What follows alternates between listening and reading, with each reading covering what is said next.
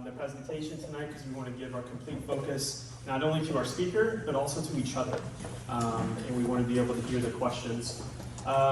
In that direction over there, behind that little short wall, is where the restrooms are located. So if you need to use them tonight, there's a restroom right behind that wall where that door is open. I also want to let you know that after the presentation, because we have your email address, thank you for providing that, we are going to follow up with you and we're going to email out all of the slides for tonight. So you will have those slides and then you can share them with other people, but if you're a note taker, you're going to be getting all of these later on, okay? So just be thinking about that. And then finally, to let you know, at the end of the presentation, after our presenter comes up and shares some information that's going to be just phenomenal, we're going to have a time for questions. And so just be saving your questions, think about them. If you're like me, as we're going through it, write it down. Because we're going to get to the end, you're like, oh man, I know I had a good one. And I can't remember what it was. But write that question down, and actually our presenter may cover that during the presentation, or we want to make sure that it gets answered later on, okay? Our goal tonight is to keep you for about an hour. We're going to try to be very respectful of your time. But about 7:30, we'll probably have the last question. And then our community health workers and our presenter will stick around and be available if there are more questions. But if you do need to leave right at 7:30, we understand that and you can take off at that time. I do want to introduce a couple of people that are here with me tonight. And my name is Jay Hawes. I am a community health worker with KU Med Center. And I have the privilege of working with two other community health workers here in Harvey County. And they are Chris, if you could raise your hand, okay, they're in the very back, and Curtis. And Chris, Curtis, and I work as community health workers for all of Harvey County, from Sedgwick, Halstead, Newton, North Newton, Burton, and Heston. And we are privileged to be in this position, to be in this job. One of the things that we get to do as community health workers is we get to connect people to resources. What we find is there's a lot of people in our community, in our county even, that need assistance, either with financial assistance, transportation, affordable housing. It could be signing up for insurance. It could be just getting some education, some informational materials about something that they need. And then our job as community health workers is we go to those clients, we find out what those needs are, and then we get to connect them to resources in our community. The ones that are already there, the people that are already looking to serve, to love people, we get to build those bridges. And so if you or anyone that you know, neighbor, friend, family member, have some of those needs, from transportation to housing to insurance to financial assistance, please come talk to us tonight. We'd love to talk to you about that, hear a little bit more about what's going on, and also be able to follow up and to be able to answer any of those questions that you may have. One of the things I'd like to do as we're getting started tonight is, I would like, just briefly, what brings you here tonight? Why are you here? Why did you come out on a Thursday night to show up here at this place? What is it that interested you about this topic? You just raise your hand. Go ahead. I'm a grandmother, and I trust my grandchildren, but I don't know their friends. And when they come to my house, I want to be prepared in case an accident happens. So a grandmother who wants to be prepared. Excellent. Barb, I'm glad you're here. Thank you. Yes? We're from an Oxford house, so we're in the house for yeah, the possibility of overdose in the house is always real, and Narcan in the house. So we sent two of our guys here, we just us two. Okay. And your name is Ralph? Is that Yeah, it? I'm Ralph. Ralph. And Ralph is from an Oxford house and here to get extra training and to be able to help the people that he serves. Yeah. Great. Glad you're here. Yes? I work at a treatment center, so I've never used Narcan before, so I'd like to learn how to use it for my clients. Okay. Excellent. She works at a treatment center. Great. I as well work at an inpatient treatment center where we're seeing this epidemic. And I also have a freshman daughter who needs to learn. Okay. Very good. Also from a treatment center. And Aaron, you are too. Same treatment center. Same treatment center. Yes. Great. What brings you here? Besides the class. No, I'm just joking. Go ahead. What brings you here? I'm a social work major with Bethel College. A lot of us came out today to learn more about this. But I'm also interning at a inpatient facility, so yeah. Very good. If you're here from Bethel tonight as a social work student, can you raise your hand real quick? That's awesome. We are glad that you are all here tonight, so thank you for coming. Good. Even if you might have had to. Either way, we're glad you're here, right? We're glad you're here. What brings you here? Yes. We have, my name's Jeff. We're in the process of opening a facility that'll be able to house addicts and alcoholics in recovery. But you always gotta make sure that, we wanna make sure that we have supplies just in case of emergency would happen. Great. Always to be prepared. Great. Yes. I am an addict in recovery, and I've had a lot of people die that could have benefited from Narcan that I know, and I would just love more training and the ability to be able to help people if they do need it. I would hate to use it, but if I have to, I would love to be able to have that training. Thank you for sharing that, for being vulnerable, and I'm glad you're here. Yes. I used to work at an inpatient facility, and I had to use Narcan, and I had no idea what I was doing, and so I would like to use it properly. Okay. Give us about 30 minutes and you'll know how to. Couple more. Yes, in the back. As well as being a social work student, I work in high school, and their kids are very open about their use of illicit substances, so and that's prevention. Very good. Good. Yes, Melissa. Yes, I work in prevention, youth prevention, so I'm here to learn, and I'm also on the school board here, so I want to know more in case that comes to the board table. Very good. Thank you. Any more? Yes, Sammy? School nurses. I know I got some behind me, Excellent. Very good. Well, as a community health worker, back in the fall, my team and my group, along with a couple other teams around our state, were going through a mental health first aid training.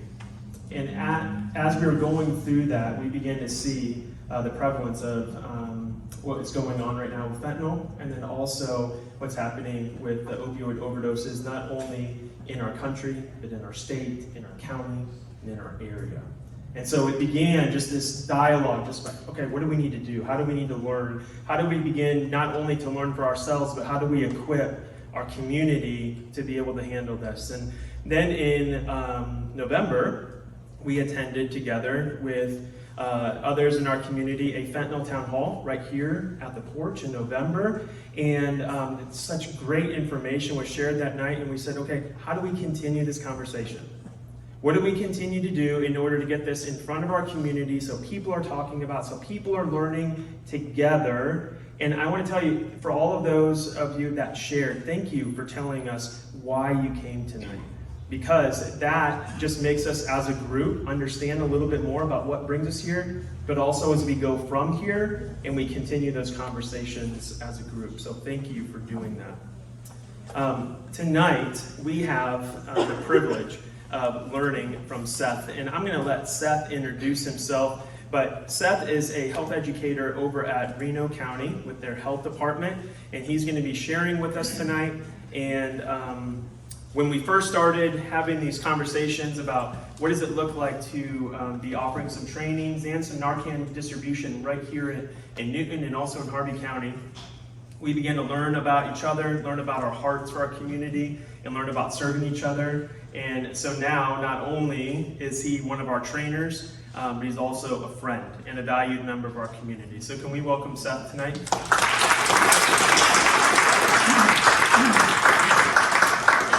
All right, thank you, Jay, and thank you, everyone, for letting me come back here. So, like you said, my name is Seth. So, first of all, the information that we're going to talk about can be pretty heavy. So, as we mentioned, we all have our own reasons for being here, and some of those are very personal. So, we want to give everyone the space and the permission, even though you need it, to feel free to step away if you need to. You know, because it's pretty heavy stuff at times. So I'm a project coordinator and health educator over at the Reno County Health Department, meaning that I work in the strategic implementation of innovative approaches to substance use, right? That's the cool terminology, right? Meaning we work in our community. And we try to come up with fancy sounding words for prevention so that we can try to get other people to buy into it. Because not everybody just has the human interest at heart all the time, right? Same with things like naloxone, right? We have to really get into the reasons why, and we have to show the multiple reasons why it's beneficial.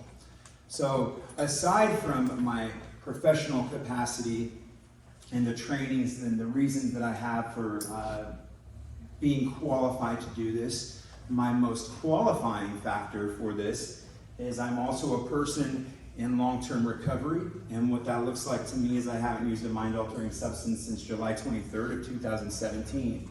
So the reason naloxone is very important to me is it was used on me 3 times in a 6-month period in 2001. Okay? So I'm very grateful for this product. And you'll notice something right there though. That was back in 2001. My journey of recovery didn't start until 2017. Okay? So keep that in mind as we go through this training. So, we're not just going to talk about naloxone.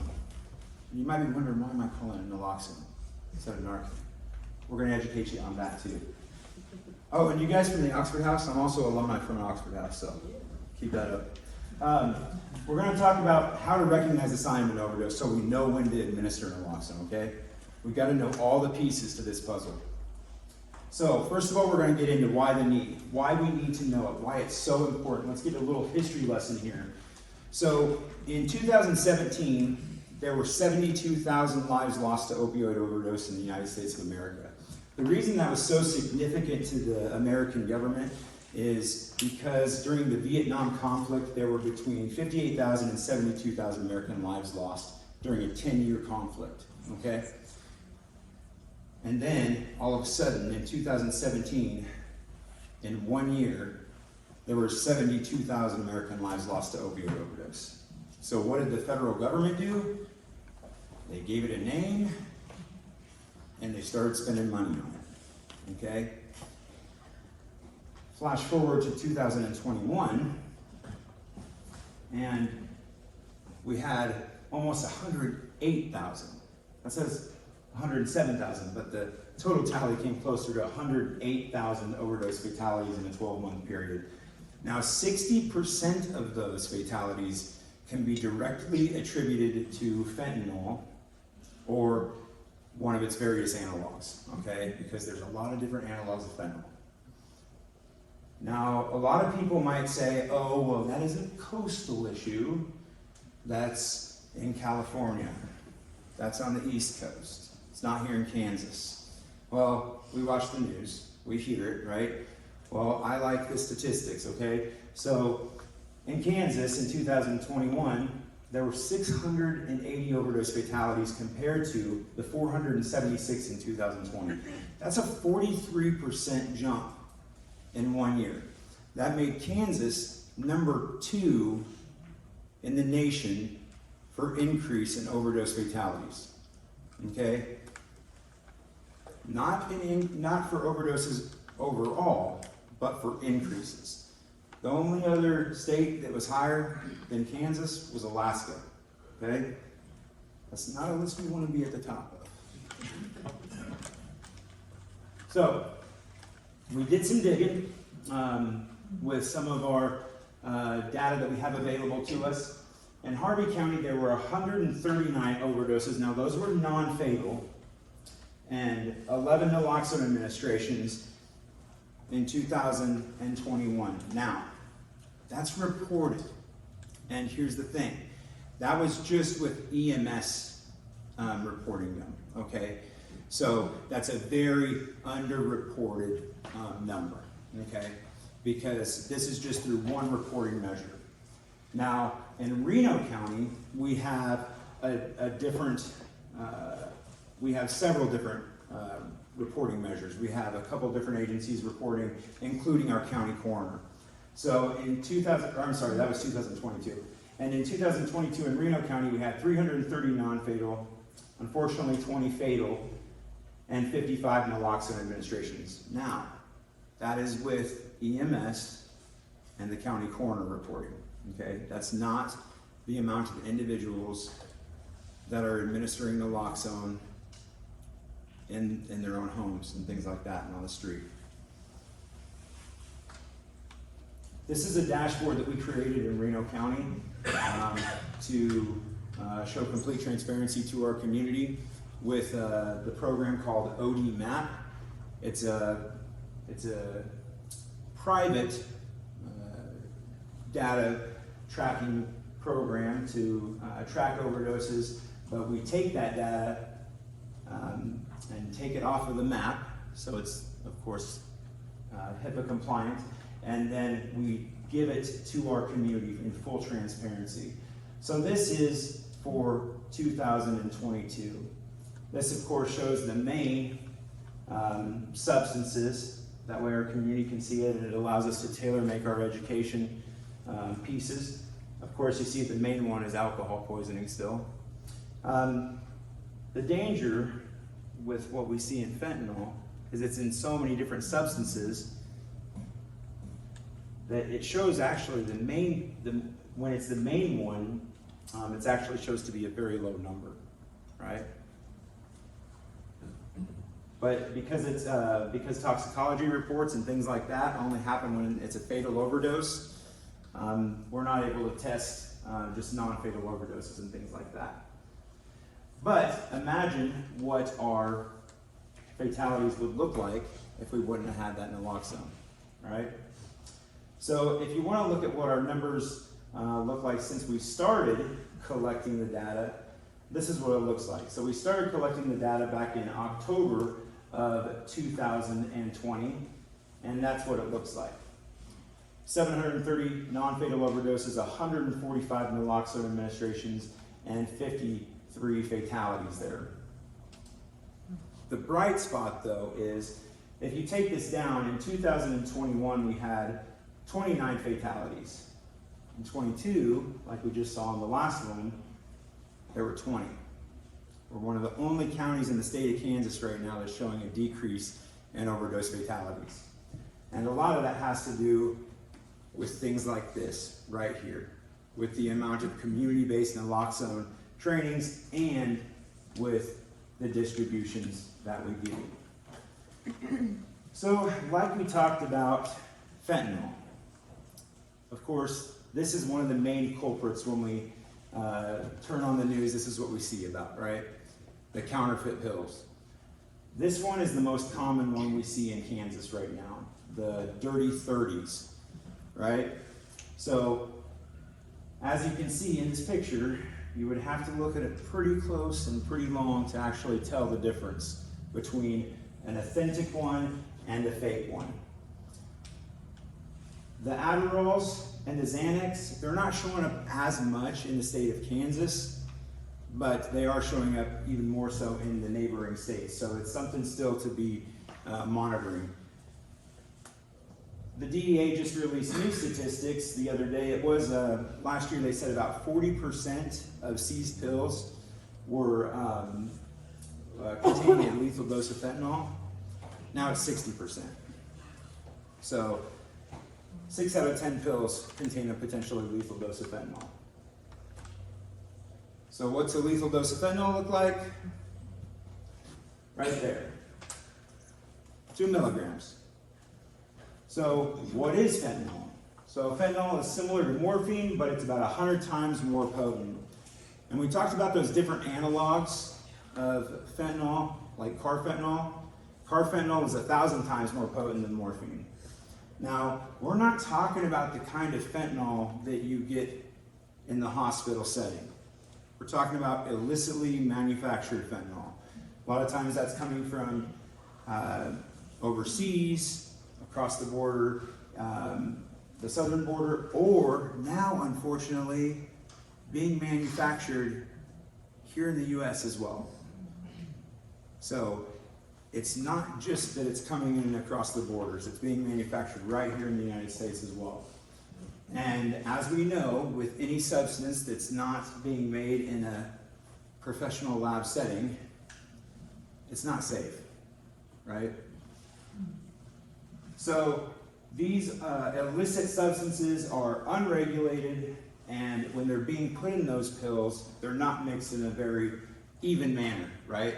So even if an individual were to break the pill into half, you never know if that 2 milligrams is going to be on one side or not. That's why individuals have passed away even with taking just half of the pill.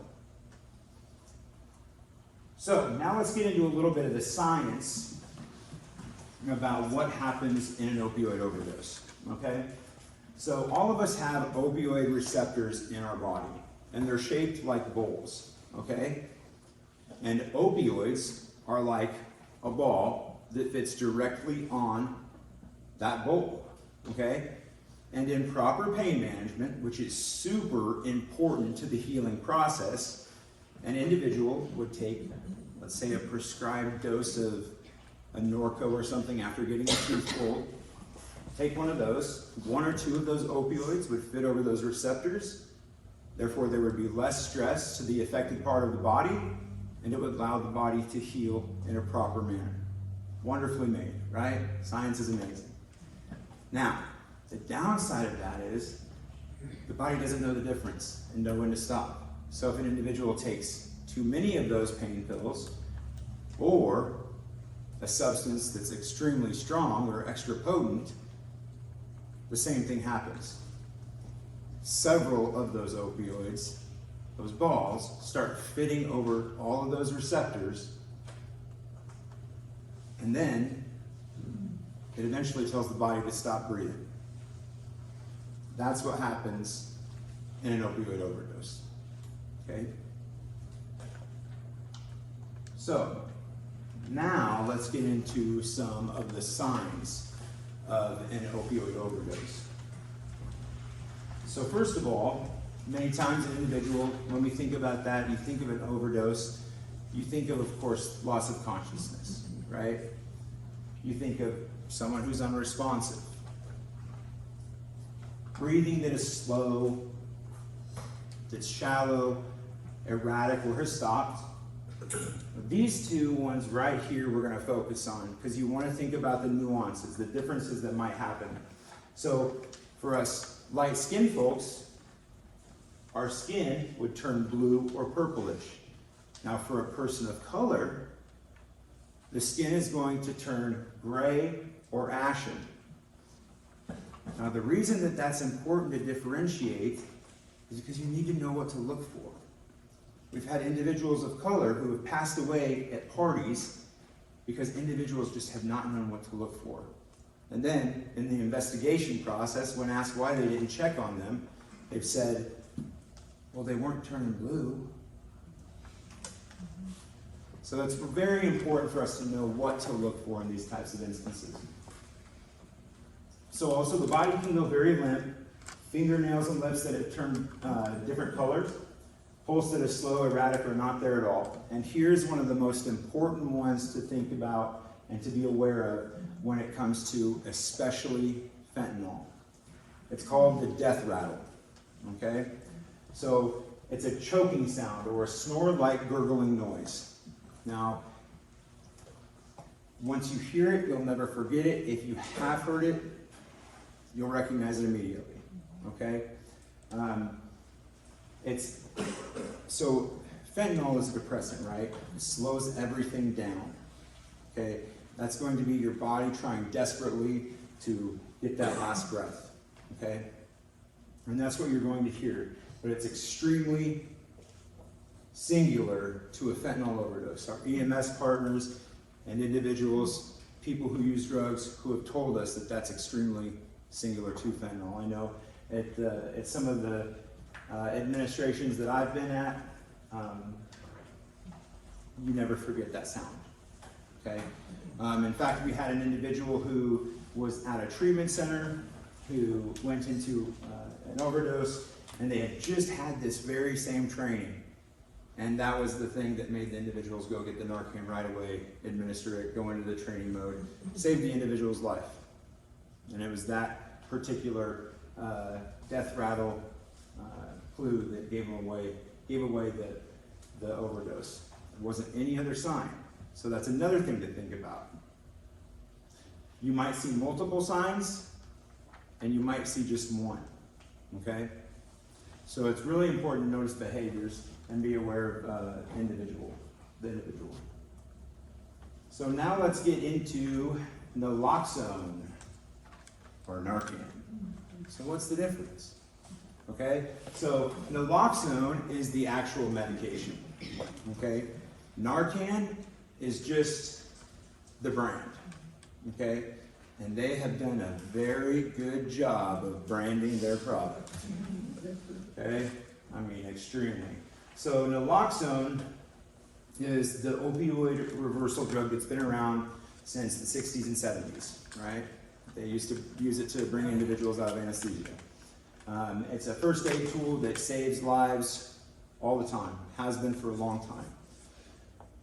It can work on adults, children, animals. You know, that's why a lot of times our law enforcement partners started carrying it in the first place, was for their canines and things like that.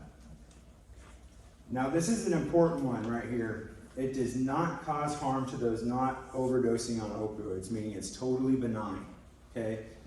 My 4-year-old son, he helps me bag up harm reduction kits all the time. He could get into it, spray it in his mouth, spray it in his nose, it's not gonna harm them, okay? Now, it's important to note though too, that also means that naloxone won't work on any other type of overdose, right? Remember what we learned? It only affects the opioid receptors, right? We talked about that opioid receptor. So, also another thing to remember is it's not addictive, and it's safe and effective, and it does not get individuals high, okay? A lot of times we hear some interesting stories out there, okay? So, those are some things to remember about naloxone or Narcan. So now, go back to our drawing here, our little picture about the bowl that are our receptors and the opioids that are sitting on top of them. So let's say that someone gets naloxone or Narcan administered on them, whether it's nasally, through the nostril, or even intramuscularly. Some of you might have seen the intramuscular naloxone, right? With a syringe and a vial through the shoulder or the leg. Either way it's administered, it's going to have the same effect. See, naloxone has an affinity, a stronger affinity to the opioid receptors, not to the opioids, okay? So it's kind of like an earth magnet to those receptors. So as soon as it's introduced into the system, it flies to those receptors. And in the process of that, it knocks those balls off of those receptors, and then it enables breathing. So, while it is super miraculous, it still has to be given in time, okay? Because it cannot bring back the dead. So, now we're going to get into the really important steps of how to actually respond if we think someone is experiencing an overdose. This is the most important part. So, we're going to go into each one of these in depth. So first we're going to stimulate the individual that we suspect is overdosing. Then we're going to alert the EMS. We're going to administer our naloxone. We're going to do CPR, of course, if we're certified. And if we're not certified, we're going to tell you exactly what you can do that's just as helpful, because doing something is better than doing nothing. And then we're going to repeat steps 3 and 4. And then if we have to leave the individual alone, we're going to leave them in the recovery position. We're going to tell you what that is. So, First of all, stimulate. So let's say we see some of those signs, and we think someone's overdosing. And we try to get their attention, no response. We're gonna put them on the ground, and then, how many of you ever had a really annoying uncle that used to like poke you in the chest? Right? And sorry, I don't mean to bring back any like PTSD, but it hurt, right? So what you're gonna do is you're gonna take your knuckle like this, and you're gonna kneel over that individual, and you're gonna grind those knuckles into the individual's sternum. Okay? And it's gonna feel uncomfortable because you know it's gonna hurt, but you're going to want it to hurt. Okay? Because what we're trying to do is we're trying to bring them out of any other potential medical condition that they might be experiencing. Okay? This is a tool that our EMS partners use too, sternum rub. Okay? Now, what we're going to be doing next is call our EMS for support. So we're going to call 911. In that process, we're going to be sure we give very clear directions on where we're at, not just the address, but where we're at in the house or the building where we're at. Also, it's a good idea to not say anything about an overdose. Okay? For one, we don't know for sure that it's an overdose. And for two, it's best to just say that you got somebody that's not breathing. Many times there's not paraphernalia or anything around. You might not know it's an overdose. So you can just clear yourself of that right there. Not to mention, SAMHSA has a great article, and it's called the Top 5 Tips for First Responders. It's at the end of this slideshow. Everybody will have, I see you kind of going, huh? So it's in the back of the slides and the resources. You can check it out. It's a very good article. It's kind of surprised me too, but that's what they suggest. So it's not just me. But, that's what you want to do. Be sure you give clear directions on the address and location. And also just let them know that you have someone who's unresponsive and not breathing. Now, Narcan. So, hopefully you have a box of Narcan, right? So what you want to do is you want to open the box, first step. And then when you take out your first dose, the first step is really simple. The first P. You peel, right? And I used to hold the mic in these trainings, sorry. So you're gonna peel it, and then you're gonna take this nice little, almost like it's made for it, right? Another good branding strategy on their part, right? And then you're gonna place it. And you'll see here that it fits just perfectly. Okay, tops of your fingers are gonna go right on the nose. Fingertips right here, if you're gonna administer on yourself. But, and then instead of press, we're gonna say plunge, okay? We're changing that up because plunge denotes a more vigorous action. Now, why do we want a more vigorous action? Why is that important? Okay, so this cool little contraption right here, is an atomizer, okay? Remember, naloxone is a liquid, okay? And when we plunge this, it turns that liquid into a mist, okay? We don't want to take the chance of just pressing this and just liquid coming out, okay? You got to remember, this individual is barely breathing, if at all, okay? We need it to turn to that mist, that fine mist, so it can get back there, so it can attach itself to the mucous membranes and start traveling through the body, okay? So, peel, place, plunge.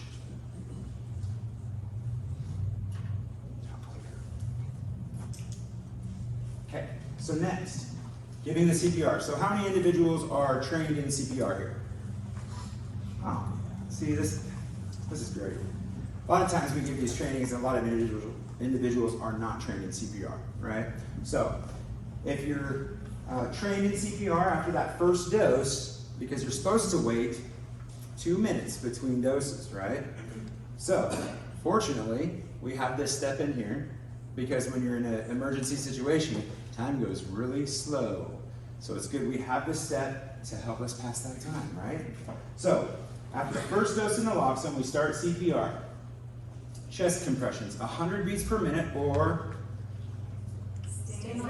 Oh yeah, there we go. So the reason we want to do this too is because this chest compressions helps keep the oxygen in the blood circulating, and that circulates the naloxone, right? Because remember, we just put that mist into the body, okay? Now, we know that CPR is getting away from rescue breathing, right? So this is in there from some of our slides from other trainings. If individuals want to, they can. It's just one of those optional things, but if you do, make sure you have something to protect yourself, and also make sure you always check the airways, you know, and make sure too, if you're going to do that, that the individual has some breathing going on, because if they're not breathing, you can distend the stomach, and there's all sorts of other risks. So that's why they're getting away from the rescue breathing, and that is 1 to 2 breaths every 5 to 7 seconds. So that's the CPR part. So now, that's the repeating of the steps 3 and 4 if necessary. So that is where, while we're waiting on EMS to come, we're gonna go ahead and do the peel, place, plunge, do the CPR for 2 minutes. Then we're gonna do another dose, because there's 2 doses in a box of Narcan, okay? So you're gonna go ahead and administer that second dose of Narcan and continue with another round of CPR. And depending on our location and everything, hopefully our EMS shows up by that time, all right? Oh, I forgot. So if you aren't certified in CPR, what you can do is do a heart massage. Something as simple as that can still circulate that naloxone through the system. I told you guys I was gonna tell you what to do if you weren't certified, and I forgot. Sorry, guys. So, we're gonna do those steps, all right? Now that I screwed up my rhythm. All right, so that's what we're gonna do. Repeat those steps, and hopefully our EMS partners show up, all right? Because anybody who knows how it is in response, or anybody who's ever had to do CPR, you know how it can get pretty tiring, pretty exhausting, right? If we absolutely have to leave the individual alone, you want to put them in the recovery position like this.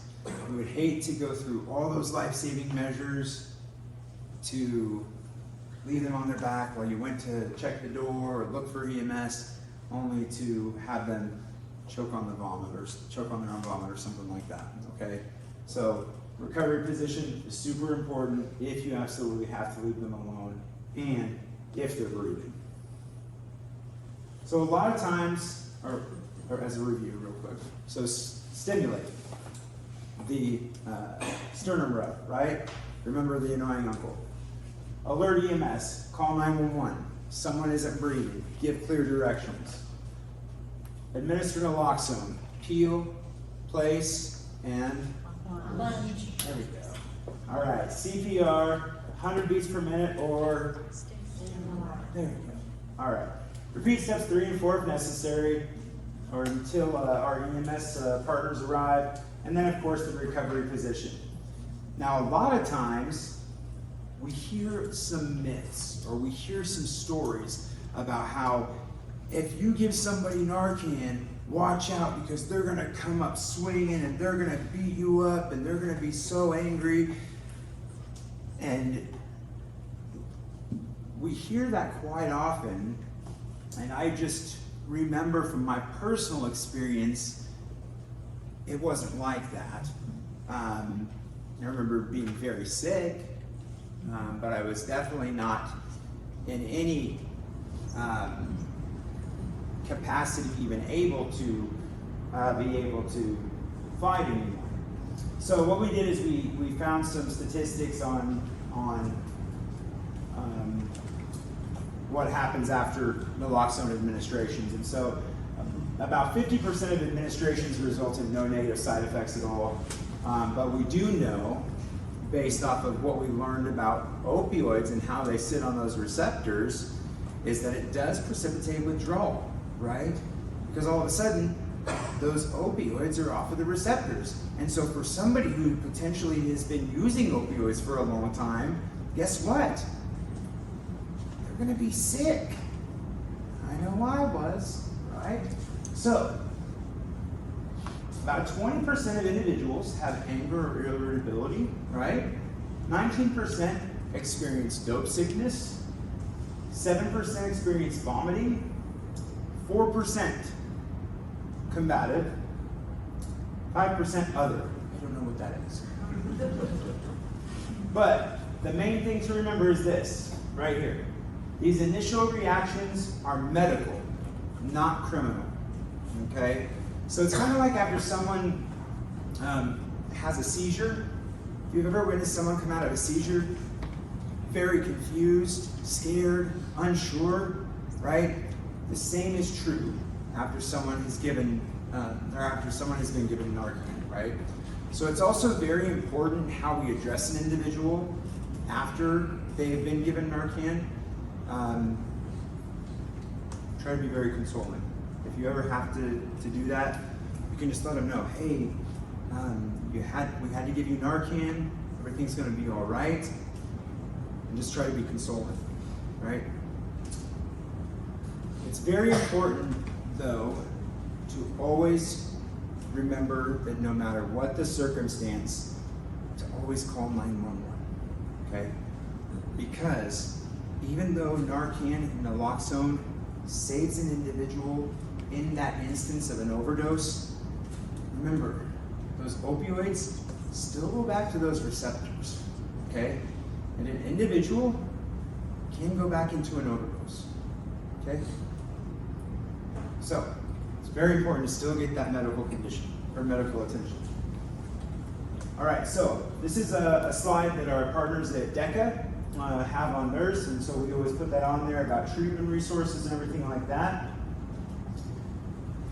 And then, of course, here's the resources that I use throughout the presentation, including SAMHSA's overdose response, the 5 essential steps of first responders, state resources for Narcan through DECA. Here's a Hutchinson Narcan resources, a group called Kansas Recovery Network. It's a nonprofit that me and some other friends of mine started. The Kansas Overdose Dashboard, some Kansas overdose data from KDHE, and then of course the Reno County Overdose Dashboard as well. And then there is my email address if you guys ever have any questions or anything like that that you would like to reach out on. So, there's that. Now, would you guys like to ask me any questions on either the training or any of the other content that this might include, whether that be fentanyl or any of the other subject matter?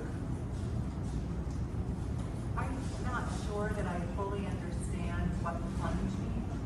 Could you clarify on that?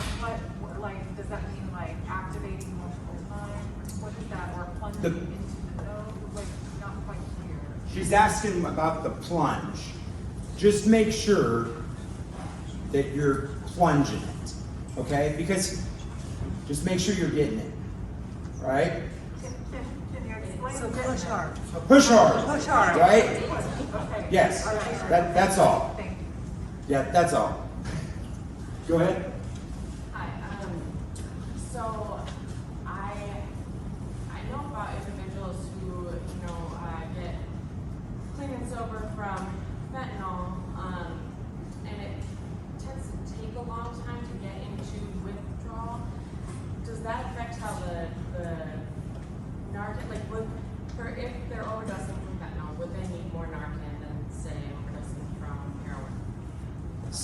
I mean, that's a possibility. What she asked is with fentanyl, will it take more doses of Narcan in an overdose? And yes, that's a possibility. Just like if it was sometimes China white heroin, right, would take more doses of Narcan, or a stronger dose of heroin. You know what I'm saying? So the stronger the opioid or the more opioids an individual might have ingested, might take more Narcan. The same would be true with fentanyl as well. How do you get Narcan on yourself in case you run into an overdose? So she asked, how do you get Narcan? So for everyone here tonight, you'll get a box of Narcan as you leave, but DECA, fortunately, got some additional funding. So if you go to DECA's naloxone program, you can order a box of Narcan and they'll ship it to you for free. Unfortunately, we do have a lot of barriers to access of naloxone in the state of Kansas that we're continually fighting. Oh, so many hands. Go ahead. If a person regains consciousness after the first dose of naloxone, then do you not give them the second dose? Right. Yeah, he's asking if a person regains consciousness, do you still need to go ahead and administer the second dose? No, you do not. If they go ahead and come out, you don't need to administer the second dose. You can just sit with them, you know, wait for EMS to come and give them the medical attention.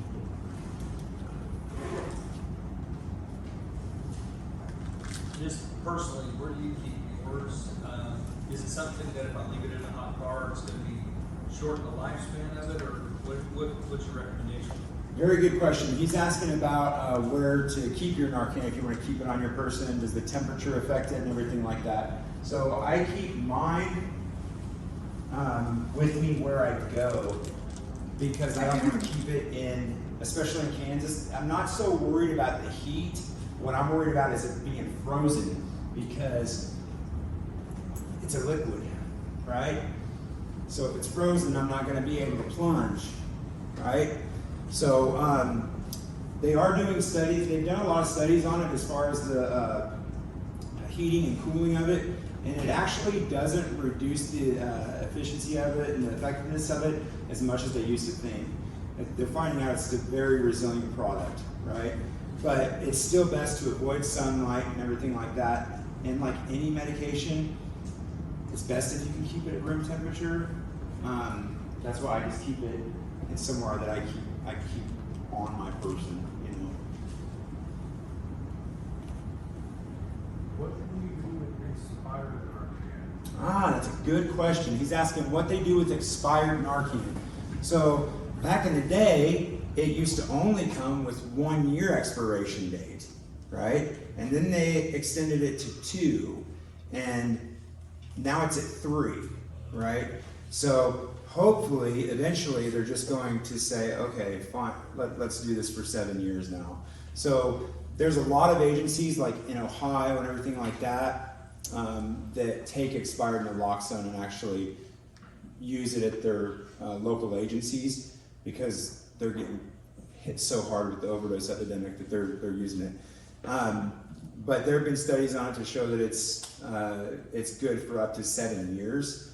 But in a lot of places that have policies on not using expired products, what you can do is you can hit me up and I'll take your expired Narcan and try to switch it out with new stuff, and we can get it to agencies that will take the expired product. Yes, sir. The other question, maybe to pick with you. You said I could get that first dose of Narcan, then you get to right on the CPR, correct? Yes. What if they're still breathing?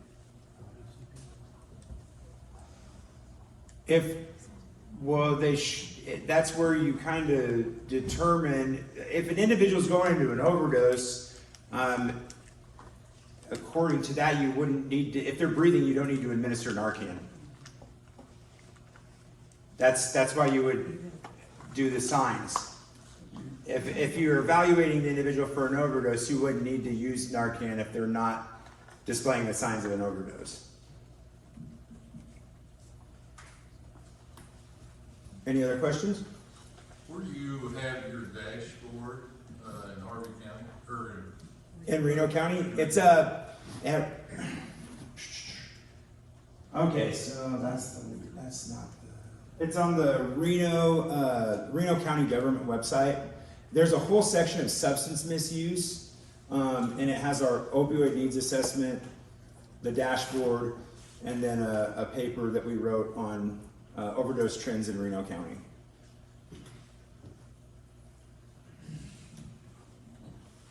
Is there a generic or is it just the Narcan brand? No, naloxone is the generic. So there's Narcan is the expensive one, right?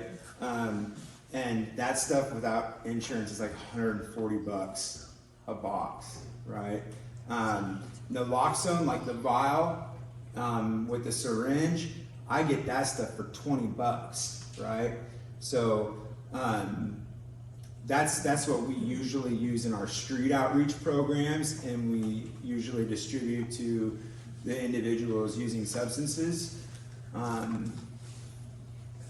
But there's also other brands that are trying to get more recognition in the nasal form. It's just sometimes it's hard when you got such a good brand out there. It's hard for the little guy to come up, you know. Yes. Okay, so I'm a little confused on the question that the gentleman back there asked about them not breathing and then you use Narcan. Because on the signs, it's unresponsive or unconscious, blue, and then the breathing, the not breathing is like the fourth one of the signs. So if we notice that they're unconscious and unresponsive, and we know that they've done drugs, is that the start of an overdose? Oh, those aren't in order. Okay, so those are just some of the various signs. Like I said in there, those could be some of the signs. You might see one of them. You might see several of them. okay, but not breathing is not. You can administer it if they're still breathing. Right. So for instance, if someone's turning blue and you see that they might be labored breathing, you would obviously still realize that there's something going on, right? So in that instance, with labored breathing, you would still want to administer naloxone, right? But if you're talking like the individual is, you know, just breathing like normal, there would be no need to, right? I guess I could have elaborated on that a little more. Yes, I'm sorry. For sure. No, good question. Sorry, I didn't. Did you everybody hear that one? Okay. Any other questions? Can you clarify as far as law enforcement and EMS, who's carrying it? Because I've heard differing. No, I don't know in Harvey County. EMS should be equipped with naloxone. That's usually a standard procedure, at least to have the naloxone, the liquid. That way they can usually start off with a 2.5 milligram.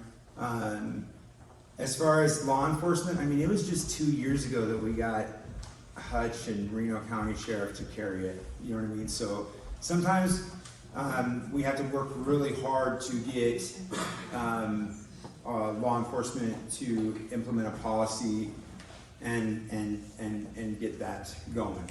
You know, just because sometimes there's a lot of fear of, oh, what happens if we administer it and an individual dies? You know, things like that.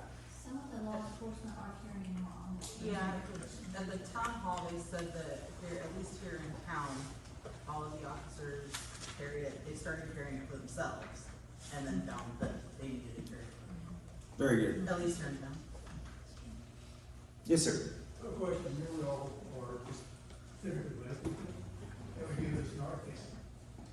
Do the Good Samaritan laws of the state covers? Yes, yes.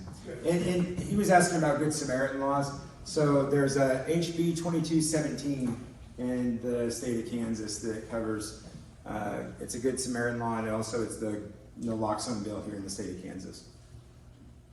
So, would the possession of like naloxone be considered part of like drug paraphernalia? Good question right there. He's asking if Narcan or naloxone would be considered drug paraphernalia or anything like that. I imagine that question probably stems from some of the fentanyl test strip questions. No, it does not. Naloxone does not fall under the paraphernalia or anything like that. Good question, though. Go ahead. Can you explain how we use the little vials of the naloxone? Absolutely. How much and what's the best spot on the person? For sure. So she's asking about the intramuscular naloxone. So if anybody's ever seen it, it's a vial and it comes with usually a safety syringe depending on the kind. Sometimes it's the ones that screw on, little syringe, kind of like the ones you get the COVID shot with, right? In that case, those are 4 milligrams. So it's the same exact dose that's in here. Did your kit come with 2 vials? 4. Came with 4 vials? Okay. So in that case, you got, it just depends on what the vial actually says. If it says 0.4 on there, it's 4 milligram. And so that would be 1 dose just like this. So you would drop the whole thing. And in the process of that, what you would do is you would hit the individual in the shoulder or the thigh. And fortunately, those are like 25 gauge needles, and they're a little bit longer. So what that does is it goes right into the muscle, and you don't have to worry about anything else. It's just stick and plunge.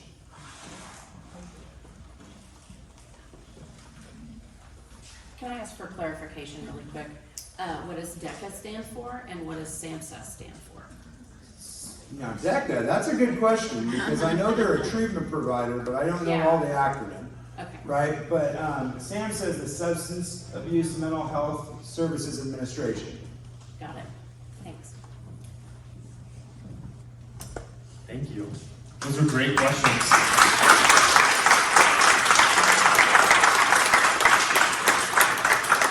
So, like I said at the very beginning, all of these slides that Seth was walking through tonight, we are going to be emailing those out to you. And so we'll get those to you, and then you can click on any of those links that he had there and follow up and figure out what DECA stands for, and if you have other questions about those too.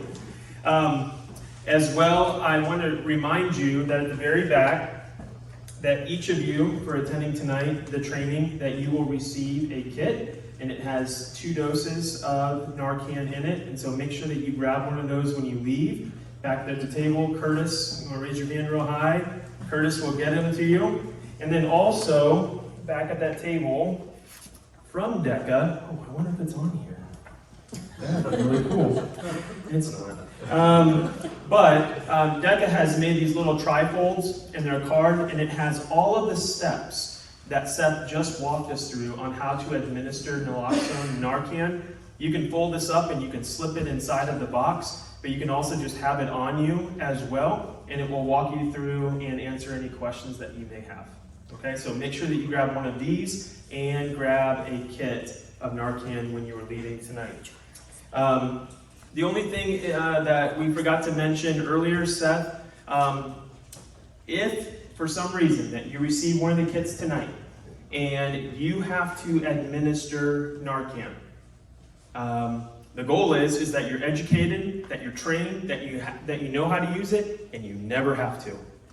That would be my goal for you.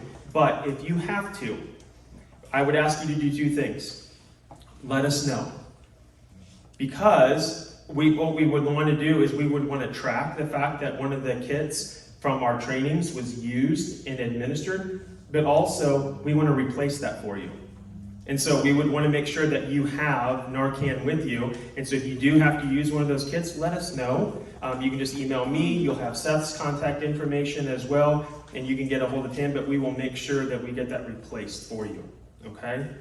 The second thing is that I want to tell you about, we are going to be continuing this conversation here in Harvey County. So this is our second training here in Newton, And on March 2nd, so in a few weeks from now, we're going to be doing another Narcan training and distribution down at the Kansas Learning Center for Health down in Halstead. And so if you have a friend, if you have a coworker, if you have a family member who wasn't able to make it tonight, they can attend our next training that is going to be down in Halstead on March 2nd at the Kansas Learning Center for Health.